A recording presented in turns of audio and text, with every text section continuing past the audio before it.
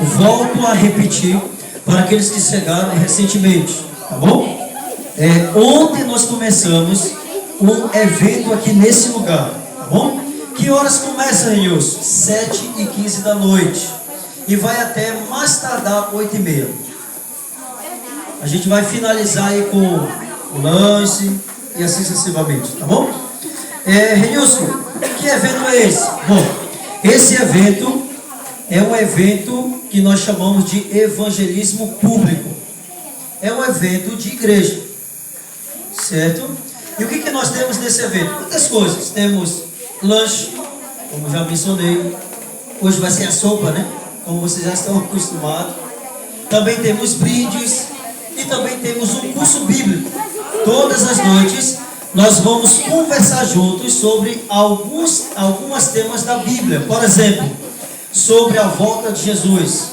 Você crê que Jesus vai voltar, sim ou não? Sim! Como ele vai vir? Quem vai com ele e quem não vai? E a Bíblia nos dá direcionamento. Então, biblicamente, a gente vai ler. Por exemplo, sobre os mortos. E aí? A pessoa morreu, está onde, Renilson? Será que está no céu? Será que está vendo você? Será que pode puxar o seu pé? Para onde é que os mortos estão agora, nesse momento? Aquelas pessoas que você tanto amou na vida que hoje estão mortos. Aonde é que eles estão? A Bíblia nos dá as respostas. Então, durante as noites, nós vamos trabalhar alguns desses temas, ok? O tema de hoje é sobre o que fazer para ser salvo. Talvez você já se perguntou sobre isso em algum momento. O que eu tenho que fazer para ser salvo? Mas antes disso, ontem eu lancei um desafio. E ao longo das noites também nós estamos lançando desafios, ok? E esses desafios, a cada vez que você cumpre, você ganha um dinheirinho. Por sinal, você pegou um dinheirinho, sim ou não? Tá. Quem não pegou, levante a mão. Já pegaram o nome delas? Já pegaram? Tá. O que é esse dinheirinho, Renilson? Eu trouxe pouquinho hoje, viu? Falha minha. Mas quem não pegou hoje, vai pegar amanhã. Esse dinheirinho você vai guardar, tá certo? Para quê? Para que na última noite você possa trocar com algum desses brindes. Esse aqui é só alguns, viu, gente? Tem mais brindes aí. Tem liquidificador, tem airfryer, tem um monte de coisa. Então você vai acumulando esse dinheirinho. Quem tiver mais, vai ganhar mais, sim ou não? Então, se você vier todas as noites, você vai ter um bom dinheirinho. Renilson, e se eu quiser trazer uma pessoa especial? Traga. A cada pessoa que você trouxer, você vai ganhar um dinheirinho a mais por cada pessoa. Então, por exemplo, a irmã Mara, ela vem amanhã e traz 2 pessoas. Então, ela vai ganhar 3 dinheirinhos. O dela e pelas 2 pessoas que ela trouxe. E assim sucessivamente. Compreendeu? Então, quem trouxer mais pessoas e cumprir os desafios, vai ganhar mais. Correto? Qual foi o desafio de ontem? O desafio de ontem foi o seguinte: quem trouxer o maior sapato vai ganhar um talento. Esse dinheirinho a gente chama de talento, viu? Então, quem foi que trouxe o maior sapato, vem aqui na frente. Vamos lá. Irmã Mara, eu sei que trouxe. Mais alguém trouxe o maior sapato? Não? Só a irmã Mara? Vamos lá. Então, se foi só a irmã Mara, tira o sapatinho. É uma sandália? Esse sapatinho. Qual é o número dela, irmã Mara? 48. Você não é um mutante, é? É o pé do seu neto. Meu pai do céu. Assim, uma talba, uma ripa, né? Bom, 48. Como não teve ninguém para concorrer com a senhora ganhou. Palmas para a irmã Mara. Pronto, muito bem. 48. Meu pai do céu. Tá, vamos lá. Irmã, amanhã a senhora vai pegar o seu dinheirinho, tá bom? Então, irmã já garantiu o dinheirinho, a senhora só anota, por favor. Edilson, qual é o desafio de amanhã? Vamos lá. O desafio de amanhã é o seguinte: você tem que trazer o menor sapato. O menor sapato. Tá bom? Eu vou dar uma dica, tá? Antes que me perguntem, pode de boneco, pode ser o que for. O importante é que seja de sapato ou sandália, tá certo? Tem que ser o menor, viu? Então, quem trouxer o menor vai ganhar um talento. Correto? Compreendeu? Tudo jóia? Muito bem. Tudo entendido? Agora nós vamos fazer uma pequena meditação da palavra do Senhor. Tá certo? Então, antes de nós darmos continuidade, eu só vou pedir para que vocês fiquem em silêncio, tá bom? As crianças em especial. Para tudo. Pamela. Nesse momento a gente vai fazer uma oração mais uma vez, tá bom? Porque agora a gente vai ouvir e abrir a palavra do Senhor. E eu creio que Deus ele tem algo para falar a mim ou você nessa noite. Então vamos pedir a presença dele, se ou não? Só feche os olhos, vamos pedir a oração, em oração. Pai querido, te agradecemos, ó Deus, por essa noite especial aqui nesse lugar, aonde o Senhor escolheu, para que a tua mensagem fosse mais uma vez transmitida ao teu povo. Aqui, ó Pai, nós pedimos a presença do teu Santo Espírito, o Espírito Santo, o Deus presente, aquele que é o nosso professor, aquele que é o nosso guia, que o Senhor venha nos instruir na tua palavra, que ao ouvirmos as tuas santas sagradas nessa noite, possamos sair daqui entendido da tua missão para a nossa vida, em nome de Jesus, amém. Muito bem. Bom, Enilson, o que fazer para ser salvo? Bom, em algum momento da sua vida, você provavelmente já se fez essa pergunta, correto? Sabe, a gente vive numa sociedade onde existem muitas injustiças, é ou não é? Muita violência, sim ou não? Muita tragédia, muitas coisas ruins. Talvez você conheça situações que aconteceram aqui mesmo no bairro.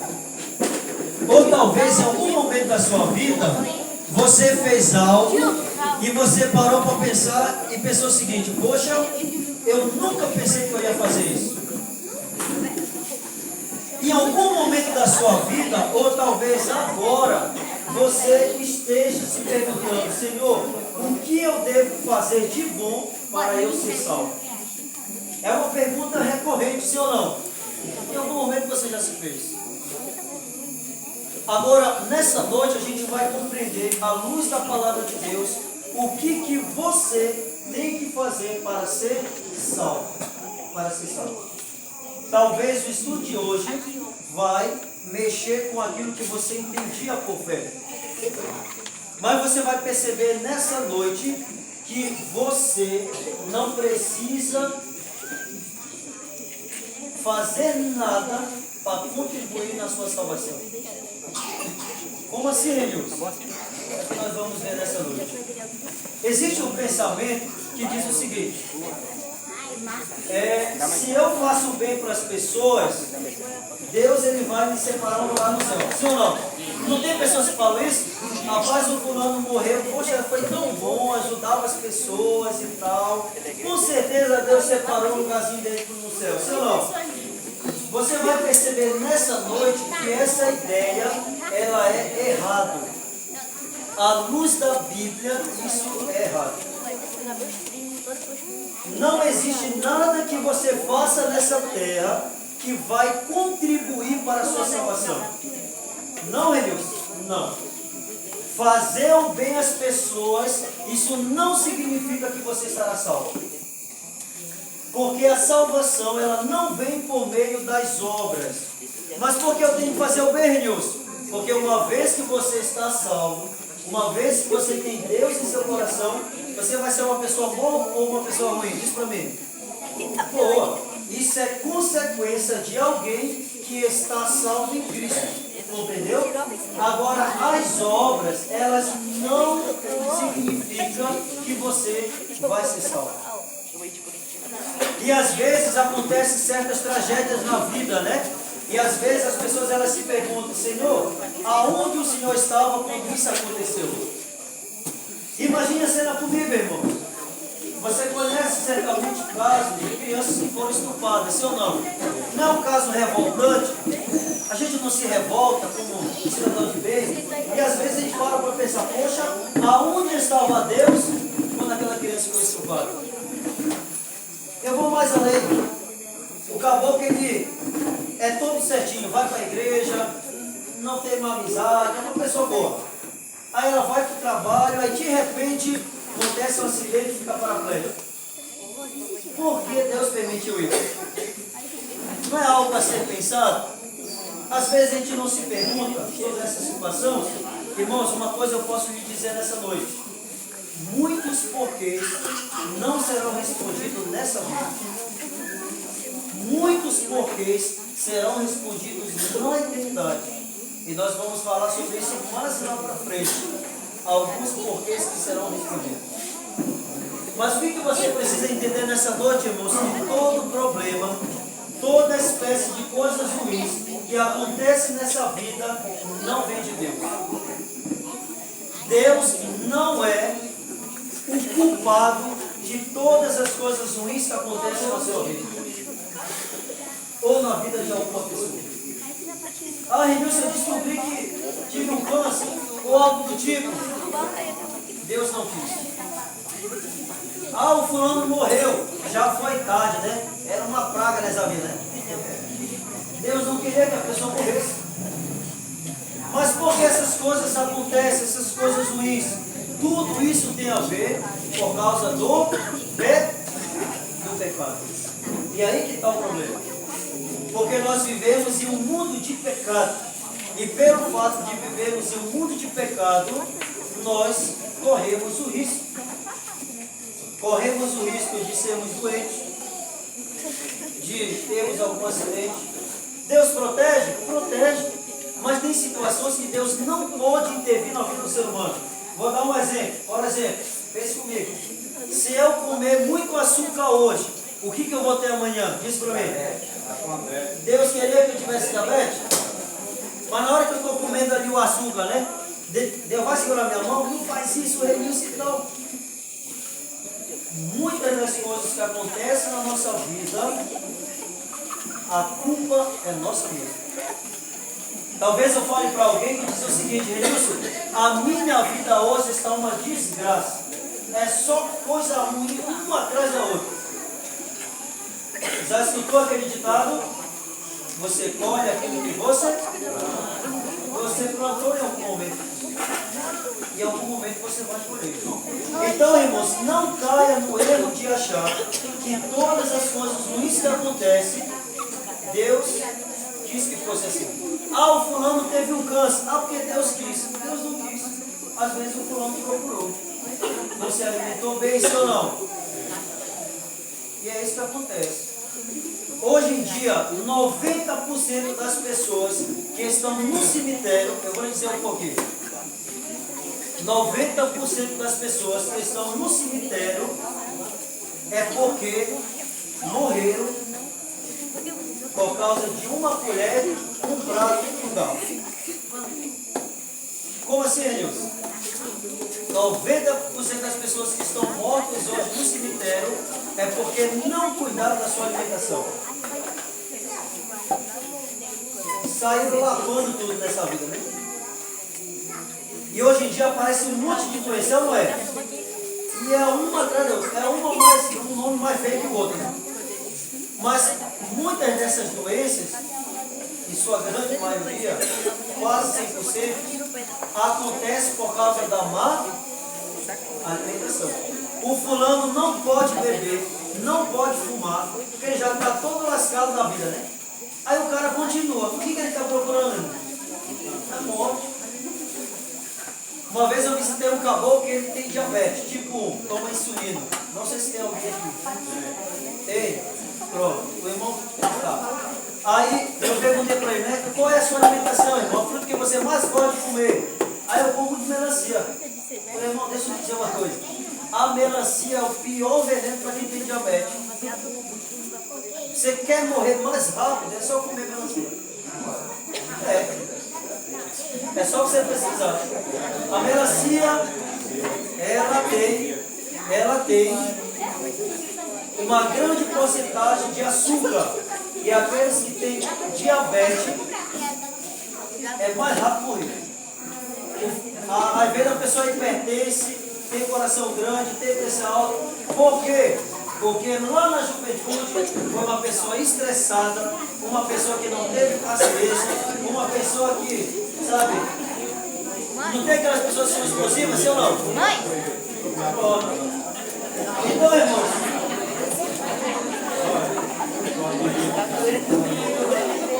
muito bem. Compreenderam? Então, olha só, volte para cá. Por que eu estou falando isso agora, Nilson? Para que você entenda que todos os problemas que acontecem nessa vida, Deus não é o culpado. Não é o culpado. Compreendeu? Agora é o seguinte, eu queria fazer uma pergunta para vocês.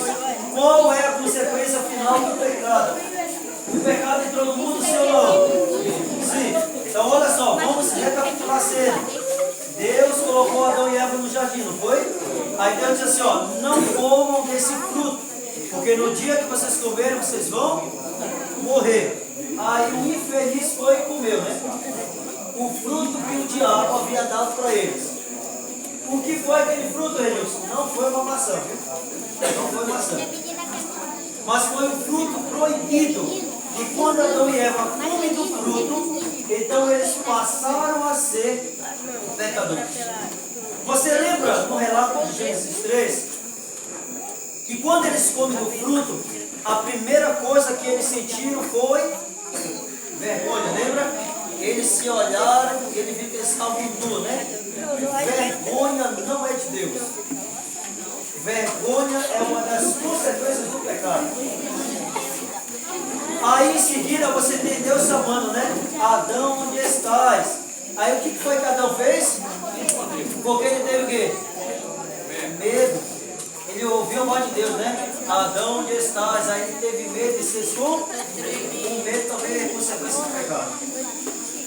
Então, com a entrada do pecado nessa terra, muitas das consequências veio a esse universo.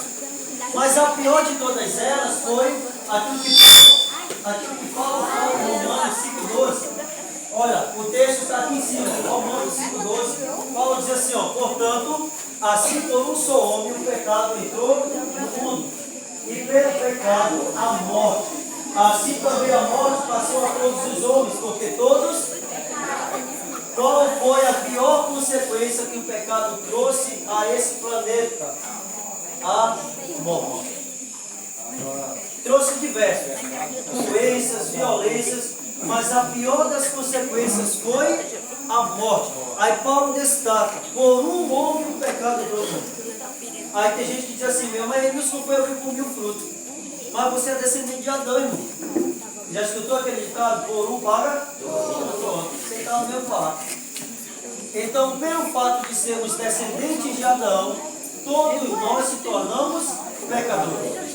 E, consequentemente a isso, nós estamos sujeitos a passar o que for nessa vida, inclusive a passar pela morte.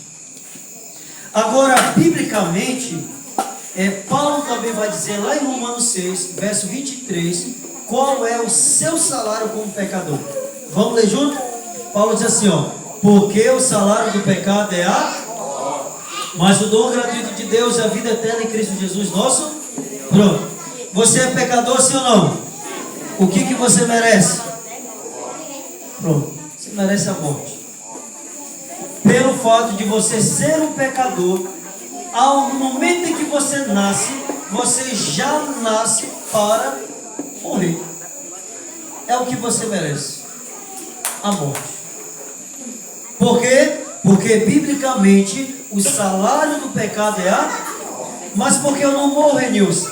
Aí é o que Paulo entra em questão.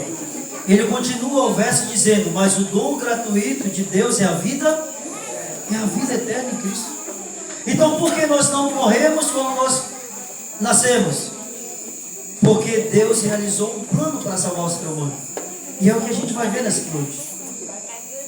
Lembra da pergunta anterior? O que eu devo fazer para ser salvo?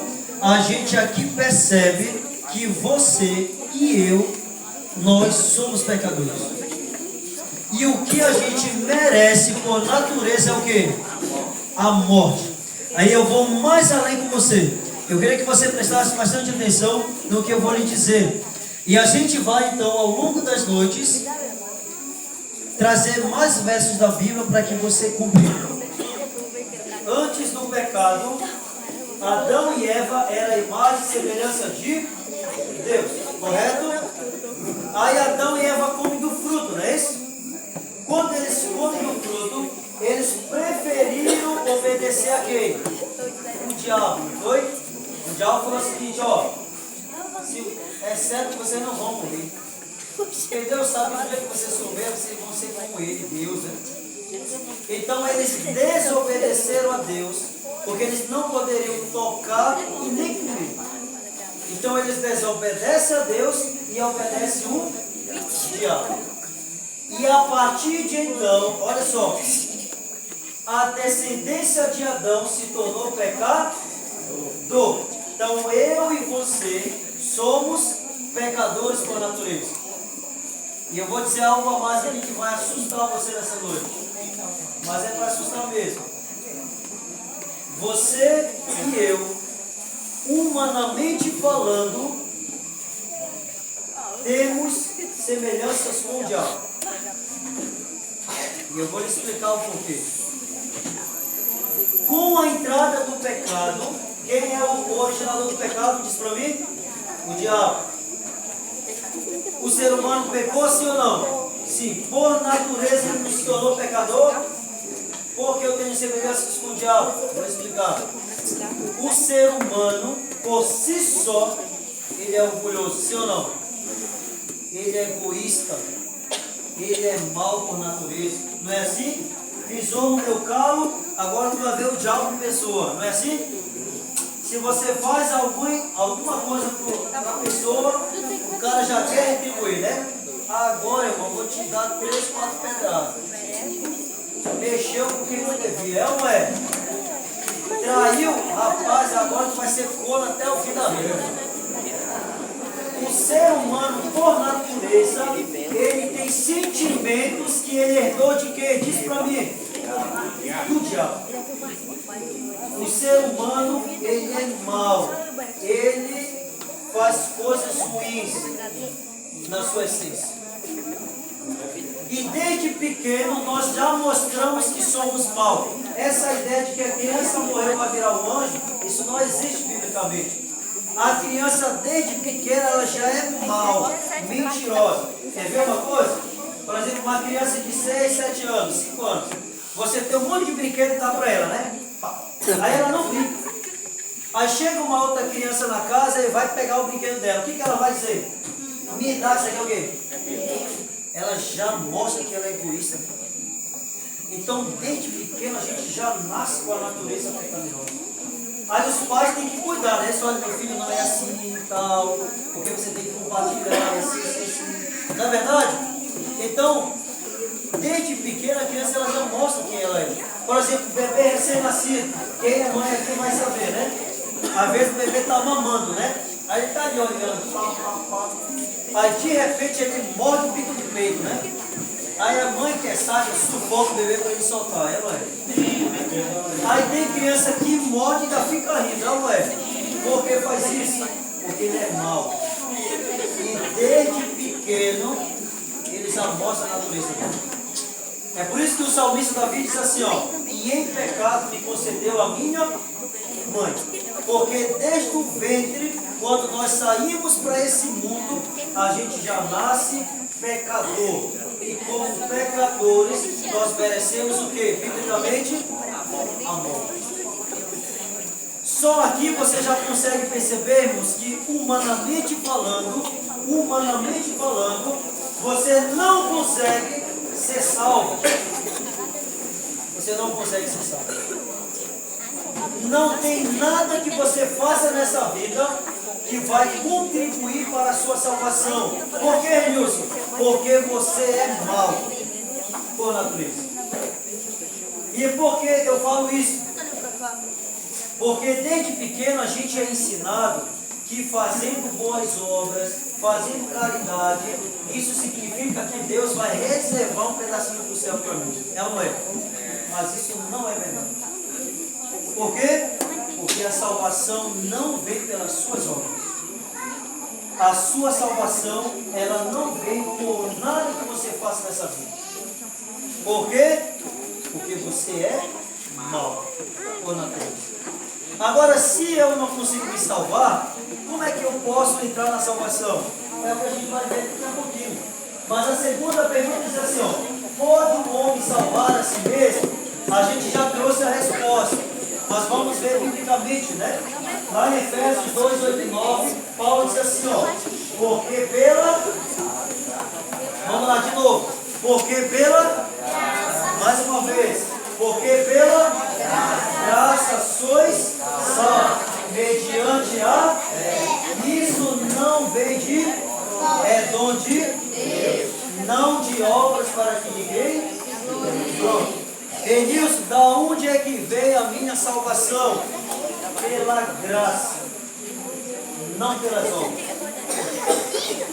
Como é que o ser humano, ele consegue ser salvo, Denilson?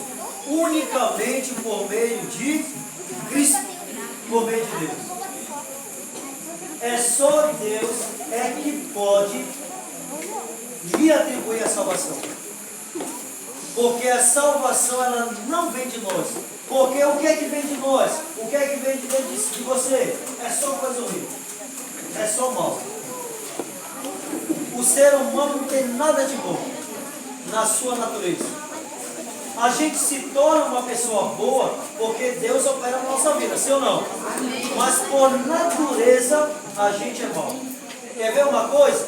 Por natureza você não gosta de ir para a igreja.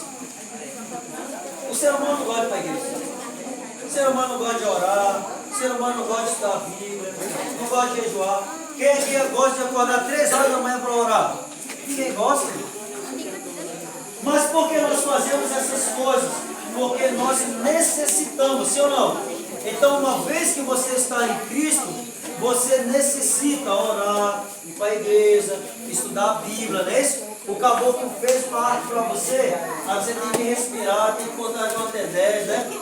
Não pode revidar, por quê? Porque agora você está salvo em Cristo, né? Você não pode realmente pagar a mesma moeda, né? Então, assim, uma vez que você está em Cristo, é luta, é diário. Quando você aceita Jesus como seu Salvador, você muda a sua vida, sim ou não? Se você bebia, fumava, era um cão da vida, agora você é um santo, né? Você vai para a igreja, não bebe, não fuma, não vai para certos lugares. Isso é normal, é fácil a gente mudar, sim ou não? Por quê? Porque a sua carne não quer isso. A sua carne quer tudo aquilo que se chama pecado.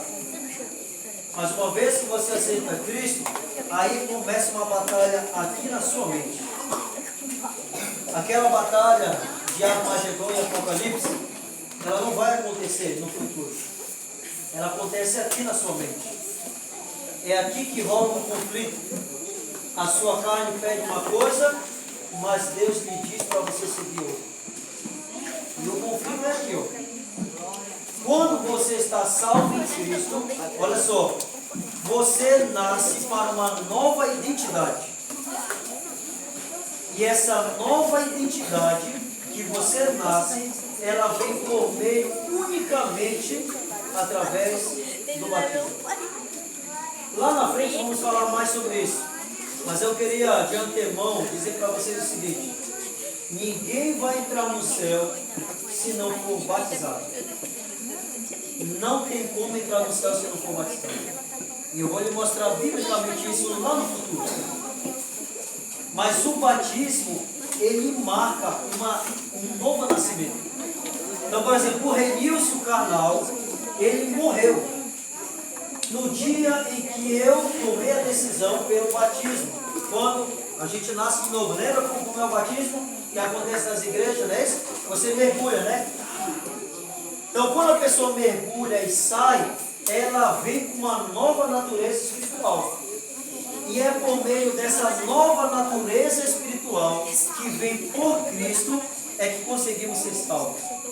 E é por isso que Paulo fala: somos salvos pelos méritos de Cristo. É um dom de Deus. Mas para você alcançar essa salvação, você tem que ser obediente a Deus. Ninguém vai entrar no céu desobediente. Só vai entrar obediente. E o processo de obediência é aqui nessa vida. É estudando a palavra, você vai compreendendo, você vai conhecendo, você vai entender o que Deus espera de mim, de você, o que temos que fazer, o que não temos que fazer. É aqui nessa vida que nós vamos trilhar nesse caminho. Mas tudo isso tem que estar baseado ao estudo da palavra. Renilson, eu já entendi que eu, como ser humano, eu não consigo me salvar. Eu só sou salvo unicamente por meio de Cristo. Agora, Deus sabendo de tudo isso, o que foi que Deus fez para salvar você? João 3,16 é um verso bastante conhecido que diz assim, ó, vamos ler juntos? Porque Deus deu seu Filho de jeito para que todo que nele crê não pereça, mas tenha vida eterna. Amém. Qual foi o plano de Deus para resgatar o ser humano que era mal por natureza? Deus entregou o seu Filho. Deus não apenas entregou o seu Filho. Deus entregou tudo o que ele tinha. E esse tudo que ele tinha era o seu único Filho. A única forma que Deus teve para salvar a mim e a você foi entregando o seu Filho. Lembra? O ser humano pecou, sim ou não? E a Bíblia diz que o salário do pecado é a morte. Você acha que Deus seria injusto se ele olhasse para Adão e Eva e falasse assim, ó, vocês comeram, eu havia dito para vocês não comerem, né? Agora vocês vão morrer. Vocês acham que Deus seria injusto se eles terminassem com Adão e Eva? Não. Por quê? Porque ele já não havia dito, sim ou não? Se vocês comerem, vocês vão o quê? Você como um pai, uma mãe, se você fala para o seu filho assim, ó, não faça isso, porque se você fizer, você vai apanhar. Aí o menino faz, né? O que você vai fazer? Você tem que castigar, sim ou não? Se você não castigar, você vai alimentando a criança e daqui a pouquinho ele vai ganhar força com você. Aí daqui a pouquinho aí o filho já manda até na mãe do pai, né? Mas tudo existe regra. Deus não seria injusto se ele eliminasse Adão e Eva. Mas ele amou tanto Adão e Eva, e a mim e a você, que ele reservou um plano de salvação. E o plano de salvação foi entregando o seu único filho para morrer por nós. Quem aqui é pai e mãe? Tá. Como é seu nome? Ana. Irmã Ana Maria. Irmã Ana Maria, quantos filhos a senhora tem? 6. Pronto. Imagina a senhora se o governador chegasse na sua casa e falasse assim, irmã Ana, está vendo o presídio americano? Tem um monte de gente ali, né? Assassinos, usurpadores, tem um monte de gente que ali, né? Que é o satanás da vida. Aí o governador falasse assim, irmã Ana, eu vou soltar todos esses pessoal. Eu vou dar uma segunda chance para eles. Mas a senhora tem que dar um filho seu para morrer. Dos 6 aí, diz aí para mim rapidinho. Só um só. A senhora tem 6. Dá só um, fala aí. Nenhum. Quem é a mãe e o pai que daria o filho? Você como uma mãe e um pai, você não daria ao seu filho, sim ou não? E aí, não tinha nem conversa, né? Deixa eu fazer uma pergunta para vocês. Você acha que foi fácil para Deus entregar o seu único filho pelos desobedientes? Não foi fácil. Não foi uma decisão fácil. É por isso que João destaca, porque Deus amou o mundo de tal maneira.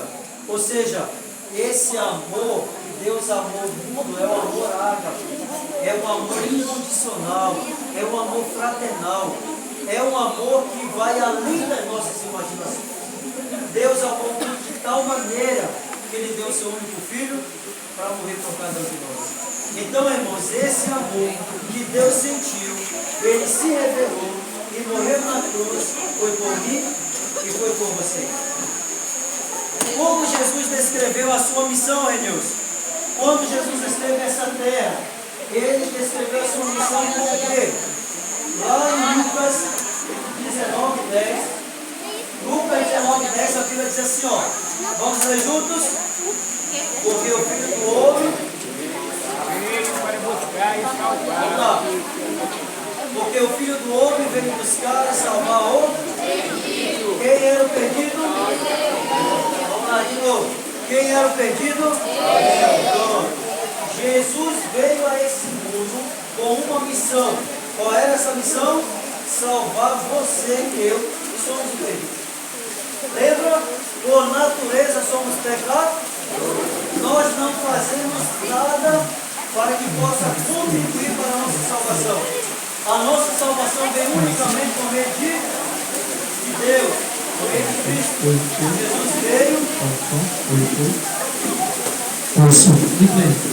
Não ligue para a chuva não, tá? Calma. Antes da meia-noite você chega em casa. Vai passar. Mas Jesus veio para morrer por cada um de nós. E nessa noite, irmãos, nós precisamos a cada dia compreender isso. Compreender que Deus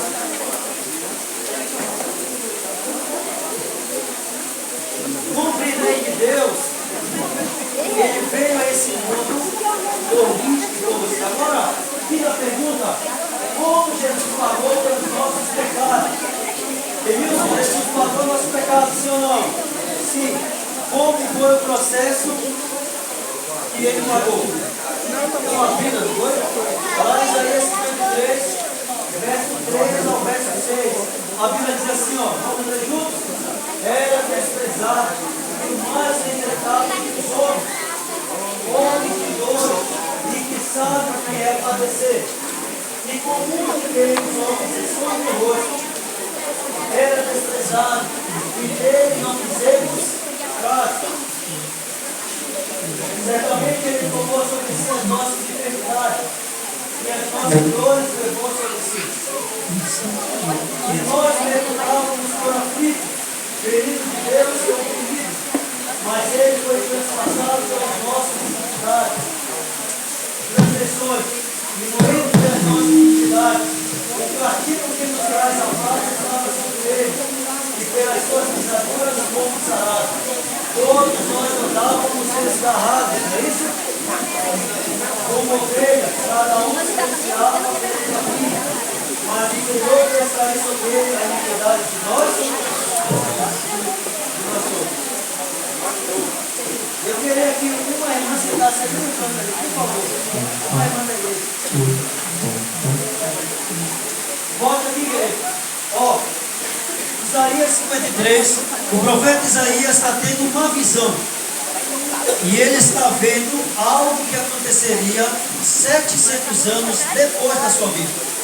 Que no caso, a morte de Jesus. E a Bíblia destaca que Jesus ele foi desprezado. Ele diz assim, ó, era desprezado e o mais rejeitado entre os homens. Você em algum momento já foi desprezado na vida, sim ou não?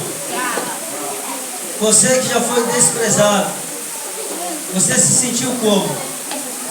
Feliz? Alegre? Imagine a cena, queridos. As pessoas andavam atrás de Jesus quando ele fazia milagres, fazia curas. Mas no dia em que ele morreu pelos seres humanos, todos fugiram, até os discípulos. E Jesus ele passou por tamanha humilhação. Ele apanhou, sim ou não? Jesus pegou tanta chicotada que só para a gente entender isso aqui, os romanos tinham algumas armas especiais para cada tipo de crime. Então, por exemplo, o político corrupto, ele tinha um chicote especial daquele que roubava. Jesus pegou tanta chicotada e o chicote que Jesus pegou, na ponta desse chicote existiam umas pontas de aço. Então quando os romanos faziam assim, ó, você já viu o filme, não é isso? Lembra da cena lá que a gente está falando? Pá. Quando os romanos eles davam assim um chicotado, pá, as pontas de aço cravavam na costa, na carne. E quando eles puxavam, saía pedaço. Jesus pegou tanta chicotada que ninguém nunca pegou na vida. Imagine a costa dele. Ele pegou mais de 100 chicotadas. Estava em carne viva. Colocaram uma coroa de espinho nele, sim ou não? Sim. Jesus teve sede, deram o que para ele? Vinagre. Jesus estava carregando aquela cruz pesada. Teve algum momento daquele dia em que ele não aguentou. Ele estava tão fraco que ele caiu. Aí os romanos chamaram um homem chamado Simão. Olha, carrega essa cruz aí para ele aí, ó. Então, irmãos, Jesus ele foi extremamente humilhado. Por isso que a Bíblia diz que ele foi castigado pelas nossas feridas. Quem merecia a cruz não era Jesus. Era você. Era eu. Mas ele pagou um preço por mim e por você. É como se você tivesse uma dívida no banco. Quem aqui tem dívida? Todo mundo. Pobre é complicado. Graças a Deus eu vou terminar uma dívida no banco aí. Mas tem gente que só começou, né? Imagine você ter uma dívida de 10 mil no banco. Aí alguém viesse e falasse assim: olha, irmão, não precisa pagar não. Eu vou pagar por você. Você ficaria como? Feliz. Tá fazendo outra, né? Olha aí, ó. Viu como é o pobre? Rapaz. Tá certo, irmão, então vou fazer outro. Foi algo parecido. Você tinha uma dívida. E a sua dívida era a morte. Aí Jesus disse assim: olha, você não precisa morrer. Eu vou morrer por você. Por isso que Isaías fala lá no finalzinho: todos nós andávamos desgarrados, como ovelha que não tinha pastor. Mas ele foi e pagou o preço para nos resgatar de novo. Última pergunta: que ato assegurou a nossa salvação? Denilson, por que hoje existe igreja? Por que hoje nós precisamos pregar para as pessoas? Porque hoje, irmãos, no tempo em que nós vivemos, você tem várias pessoas que levam a mensagem, sim ou não? Infelizmente, nem todas as pessoas aceitam. Nem todas as pessoas têm um tempo para estudar a Bíblia, têm um tempo para ir para a igreja. Por que isso, irmãos? Porque nós vivemos em uma situação em que as coisas do mundo estão sufocando as pessoas. Está sufocando tantas pessoas que muitos não têm tempo nem de ir para a igreja. Quer ver uma coisa? As donas de casa, né? Principalmente, às vezes elas têm tanta tarefa em casa, que no final do dia não tem momento nem para ela mesma, não é? Por quê? Porque a sociedade que nós vivemos está sufocando as pessoas. Mas em meio a esse tempo que nós temos, de 24 horas por dia, precisamos dedicar tempo para Deus. Agora, por que existem pessoas que pregam o Evangelho? Porque existem pessoas que estão ali todo o tempo, né? Isso levando a mensagem às pessoas. Porque a Bíblia, ela nos dá um direcionamento. Sem meu celular.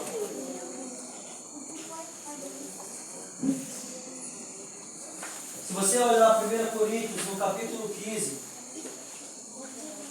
você vai ver algo interessante. Paulo ele vai dizer o seguinte: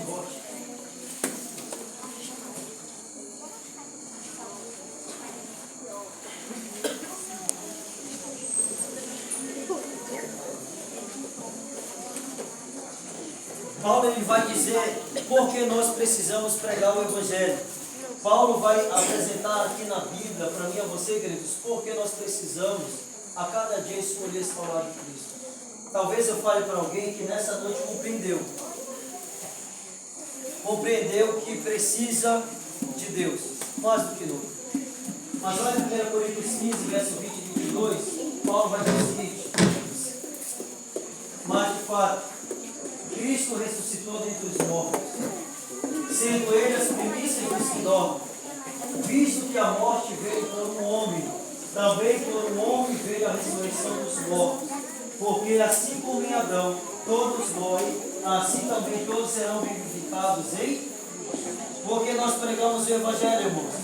Porque nós temos a certeza de que Cristo ressuscitou. E se você for olhar arqueologicamente falando, historicamente falando, existem judeus que viveram no primeiro século, no segundo século, que relatam em seus livros de que um homem chamado Jesus ressuscitou. Então nós temos várias evidências arqueológicas, históricas, de que Jesus, ele de fato ressuscitou. E a ressurreição de Cristo é o que nos dá motivação, é o que nos dá esperança para que a gente continue pregando essa mensagem. Você percebe, Jesus morreu há 12 mil anos atrás. E 12 mil anos avante, nós estamos aqui. Existem cristãos. É fato. Nem todo mundo que tem igreja aí é de Deus. Tem muita gente que é do cão aí. Vai ter um dia que nós vamos estudar sobre isso. Nem todos os lugares que falam de Deus são de Deus. E eu vou lhe provar biblicamente. Tá certo? Mas Jesus, ele morreu e ressuscitou. E pelo fato dele ter ressuscitado, irmãos, hoje nós temos a certeza de que um dia, quando ele voltar, nós também seremos ressuscitados. Aleluia! O apelo que eu faço nessa noite lá diz o seguinte: na cruz encontramos Jesus pagando a dívida que o homem tinha no tribunal de Deus e devolvendo o direito de viver à humanidade. A dívida que você tinha, Deus pagou para você na cruz. A pergunta que eu faço para nós finalizarmos: hoje, você escolhe esse Cristo? Hoje, você diz assim, ó: Deus, eu entendi, à luz da tua palavra, que humanamente eu estou perdido. Para me ser salvo, eu preciso do Senhor na minha vida. Talvez eu fale para alguém que na sua consciência percebeu que talvez não esteja no caminho da salvação. O caminho da salvação é Cristo. Aí nesse mundo, irmãos, você tem festa, você tem um monte de coisas, não é isso? Tudo isso que o mundo me proporciona é para destruir você, é para matar você. Mas Cristo lhe oferece a vida, Cristo lhe oferece a certeza para que você possa ser salvo. E se você decide isso nessa noite, Wilson, eu escolho ser salvo, eu quero estar ao lado de Cristo, eu convido você a se levantar, para que juntos possamos fazer uma oração. Se você escolhe nessa noite, estar ao lado de Cristo, vamos se levantar e atrás da oração.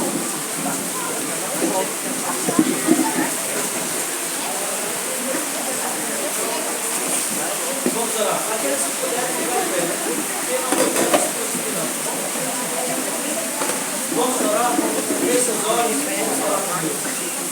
Pai querido, te agradecemos a Deus pelo nome da vida que o Senhor nos concedeu. Obrigado, Pai, porque nessa noite nós ouvimos a tua palavra.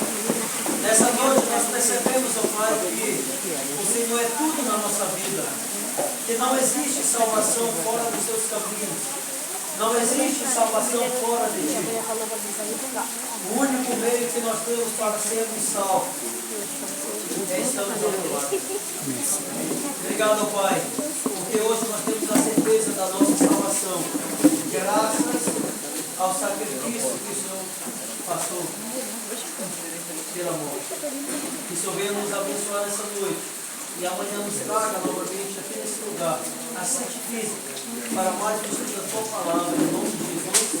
Amém. Amém. Amém. Então, vamos se sentar. Vai ter assunto agora. Não se esqueça. Glória a Deus! O desafio de amanhã é o menor sapato, tá bom? E o tema de amanhã é como se livrar da culpa. Tem pessoas que não conseguem dormir, isso ou não? Tem uma consciência pesada. Tem uma culpa dentro de si que não consegue se libertar, não é isso? A gente vai ver biblicamente como é que a pessoa